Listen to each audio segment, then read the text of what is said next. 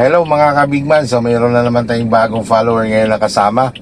All the way from Capiz, no? So, si Sir J, no? Si Sir J ay taga Capiz, but ang misis niya ay taga Batangas. So, isa rin sa follower natin, isa sa nanonood sa mga video natin. So, titingnan natin ngayon kung may apply niya yung mga napapanood niya. So, ready na ikaw, Sir J? Yes po. Okay. So parehas po kami mga kabigmang Ilonggo, ano? Si Kuya Bigman nyo ay pure Ilonggo.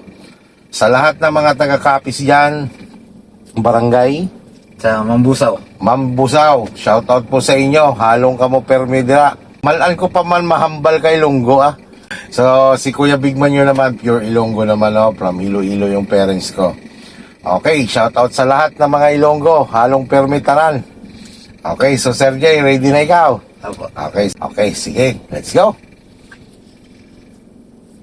Isa drive. Yan. Release handbrake. Yan. Okay, focus na sa unahan.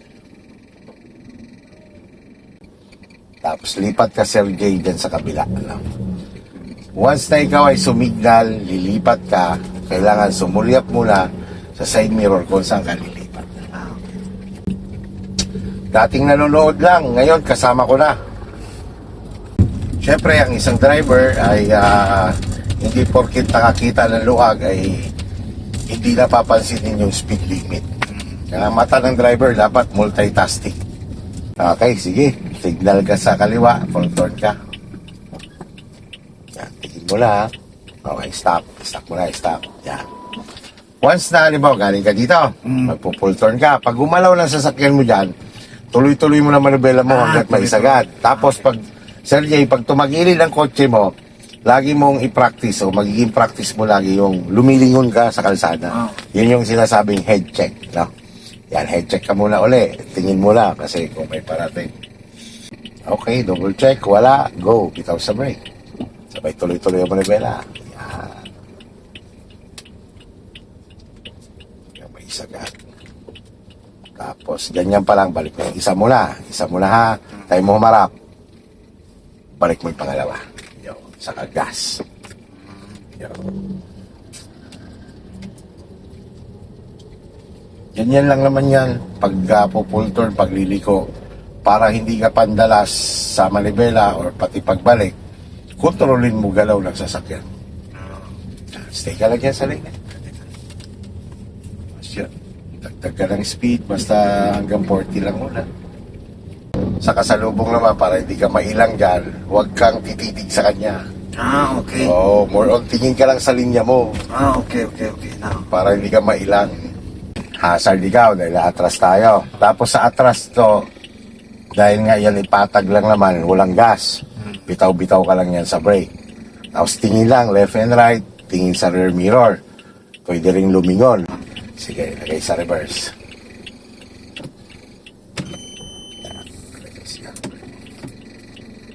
Tapos pag umaatras ka, lalo na pag pumaparking ka, ang diskarte naman dyan sa pagbitaw kay brake, konting bitaw lang, para konting galaw lang din niya. Sige, bitaw lang, tingin lang left and right. Tapos, siyempre, kung saan mo gustong papuntahin ang likod ng kotse mo, doon din ang kabig ng manibela. Katulad niyan, pag tumapat na ang likod ng kotse natin doon sa kalsada, kanan ang atrasan mo. So, kanan ang kabig ng manibela. Kanan. O, para humarap sa kaliwa ang kotse natin. Dahil ang kaliwa ang direksyon natin. Sa pag umatras ka naman, kung saan ka naman dumidikit, halimbawa dumidikit ka sa kanan, kabig naman sa kaliwa. Pag lumapit na katulad niya, may space na to, pwede ka nang kumabig niyan pa kanan. Yan. Sige, tuloy-tuloy naman ang kabig niyan. Bitaw lang sa brake. Bitaw lang sa brake. Oo, bitaw lang. Tapos sulyapan mo naman kaliwa, baka may parating. Sagad mo manibela. Yan. Pag tumuwid na ang kotse, tama. Sige lang, antay mo tumuwid. Gas ka ng konti. Kung hindi siya nagalaw, gas, bitaw. Bitaw. Brake. Yan, tuwid na. Balik 1 and 2. Lagay si drive. Patay siya sa go. Ganyan, ha? Basta labas tayo. Paglabas naman natin dyan sa gate, ay pakanan tayo. Siyempre, bago lumabas, nakasignal na. Signal lang. Bago Mga at least 30 meters yun eh, lagi ang pagsisignan. Tapos ang paano, nakalalay lang kay brake, sulya pa ng kaliwa kasi yun ang una mong i-observe, yung kaliwa. Yung kaliwa. Kung gano'n na mata kaliwa, tingin sa kanan. Pag clear ng kaliwa, pwede mo lang iwanan saglit ng kaliwa, tingin na sa direksyon kung saan ka pupuntang lane. Yan, signal ka na dito.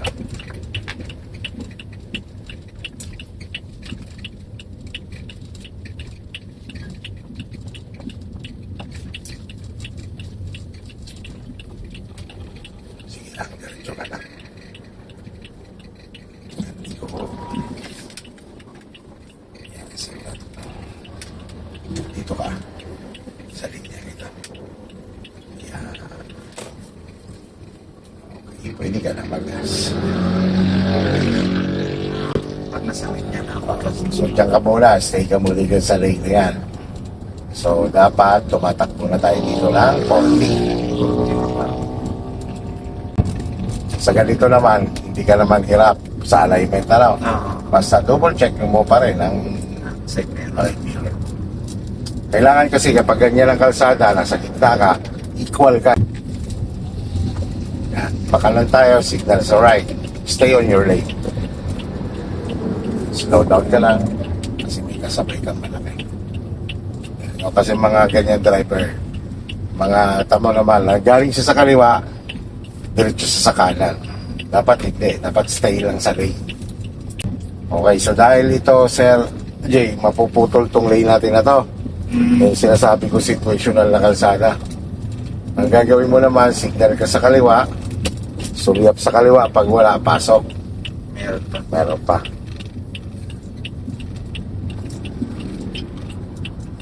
Yan. Mas patay naman signal na. Speed up ka naman.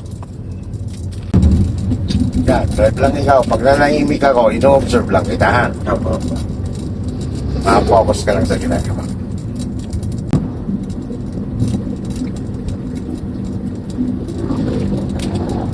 Kapag ganito naman ang kalsada, dapat hindi ka lamang sa kaliwa. Sulyapan mo tong kanan mo, malaki pa. Dikit ka lang konti sa kanan. Okay. Kasi nandiyan lang ka sa lubong mo, kaya huwag kang lalamag ka.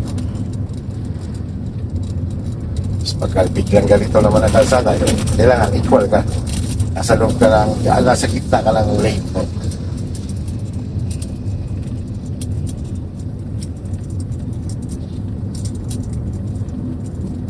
Yan, ang atin naman direksyon dyan, Sir Jay, diretso.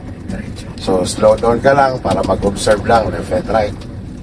Kasi although nasa right of way tayo, but we need to observe pa rin. Yan, dito naman, pwede ka lang kahit umabot ka ng 60.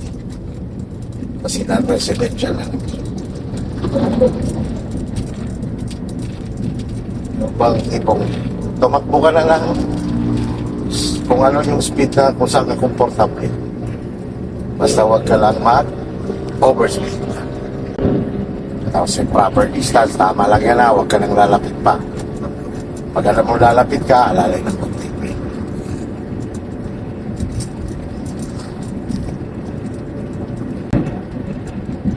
Pag may mga curve, syempre slow down.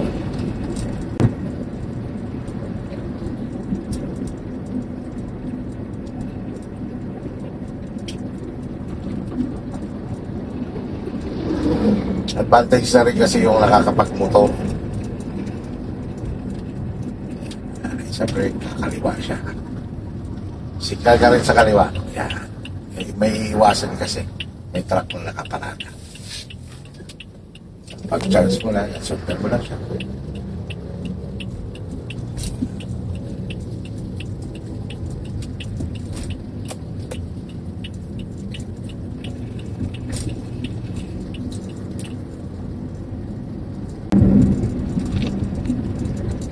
Tapos dyan, Sir Jay, magiging 3 linya.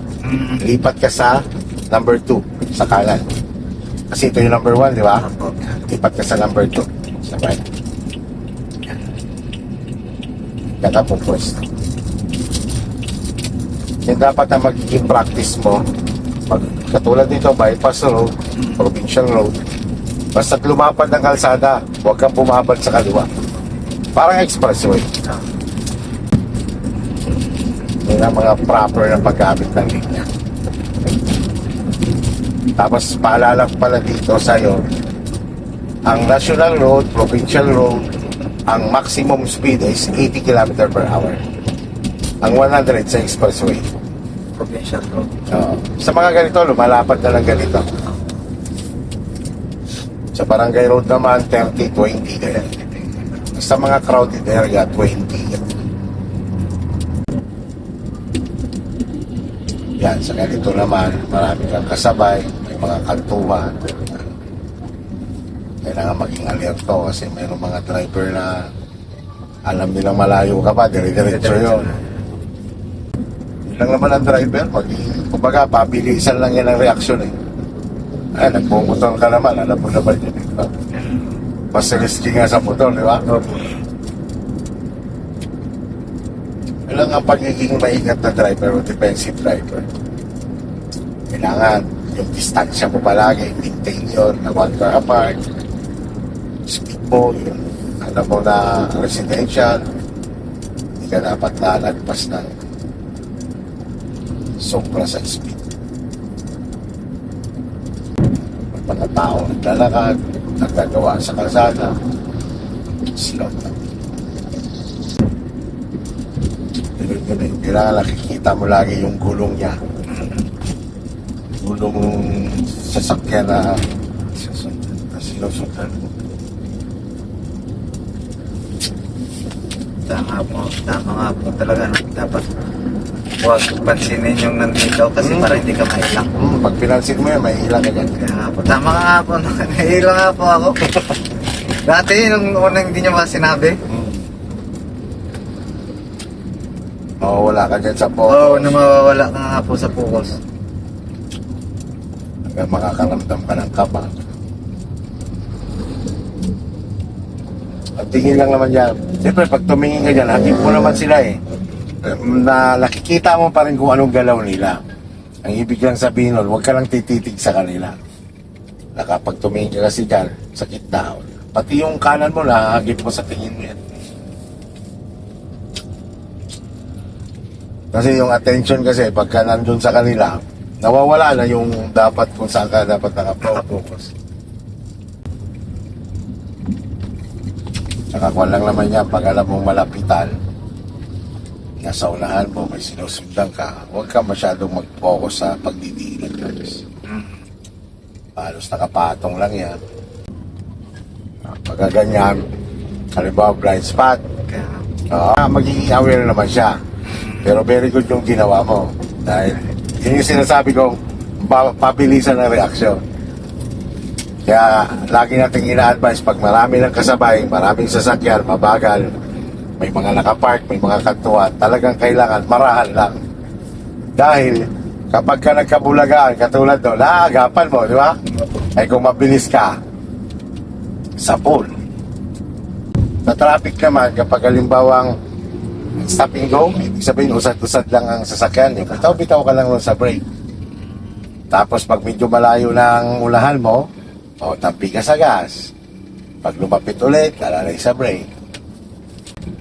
Yan, ganyang distansya. Nakikita mo yung plate number, nakikita mo yung gulong. Yan, truck naman yan.